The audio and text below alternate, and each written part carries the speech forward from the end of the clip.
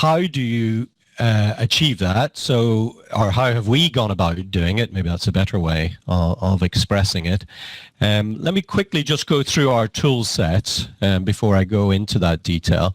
So as I said, on the far right here, we can see our FloTHERM and FloTHERM XT products, flagship electronics cooling products that deal with everything from integrated circuits all the way up to data centers and really complex geometries inside our CAD-centric product, FloTHERM XT.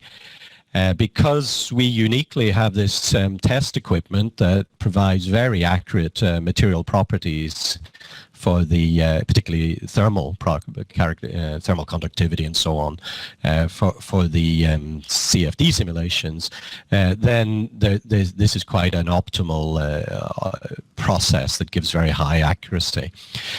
We do find with the Tristor that we also want to democratize its use because it pretty much was a laboratory product when we got it, and we felt that it needed to be used in production plants. So we've come up with power testers, which I'll talk about a little later, and what they do and their benefits. And this is quite a fast-growing product line.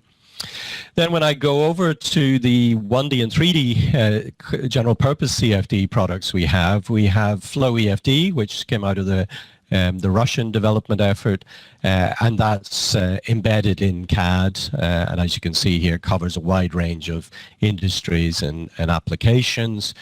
And obviously the 1D CFD with FlowMaster, whom we acquired 5 years ago, we have been putting a lot of effort into linking the two products in a designer-centric way. And then finally, our electromagnetic acquisition from earlier this month is a product called Magnet, which is both 2D and 3D finite element analysis of low-frequency electromagnetics.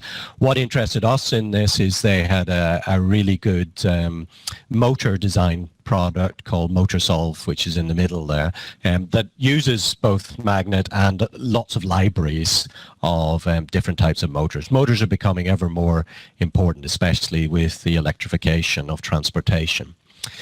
So getting back to this concept of democratization, this was how we view our mission of using not just simulation products but tests, because we strongly believe the two go hand in hand, and looking at this productivity. And by productivity I mean the amount of useful output that can come from an engineer using our solutions within a period of time. You can see here on the left Keith Mientjes. Some of you may know him from CIMData. He's an analyst in the PL sector. He had a very good definition of democratization, which we very much resonate with. And as I mentioned, we're very much into the front loading, like you saw, and this designer level user experience, because a designer won't be interested in 25 turbulence models, won't be interested in Y+. They just expect the thing to work, to be robust, to be accurate, to give them useful information in a very short time frame. And that's where the ultimate opportunity, maybe 5-10 years from now, we believe is. Today, as I said earlier, 80% of the CFD is with the analyst community, and we want to come up with solutions that really do meet the needs of designers without compromising on usefulness and accuracy. And we're not averse to using multi-level fidelity, and by that I mean if we don't have to model a complete 3D fan in an electronics enclosure, we won't. We will use 1D, 2D, 3D, 2.5D. And reduce order models to get fast results, useful scientific and engineering results. And of course, over the years, we have put together a lot of very powerful EDA and mechanical design workflows. So to achieve that, we have a worldview as to what helps to make something design-centric, And obviously these 7 or 8 points is a good encapsulation of our philosophy. We believe that it's preferable to do engineering simulation in customers' preferred CAD platform because that's the workflow that they're familiar with, don't want to have to learn a new interface or maybe 4 or 5 interfaces, as can happen with ANSYS, just to do a CFD or a CAE simulation. We have come up with technologies that we have proven can deal with very complex dirty geometries, would be what we would call something that has overlapping CAD or holes in the geometry, which usually CFD packages struggle to get a mesh in. And as instantly as possible, and you'll see in a moment how we do that. Obviously, automation, user experience that speaks the language of the user is very much in our philosophy, and as little user scripting as possible.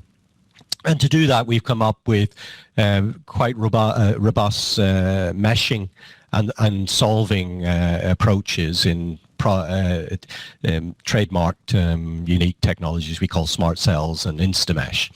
And we, particularly in the electronic space and also in the general mechanical, we use a lot of libraries, compact thermal models, because that helps to speed up the whole simulation process.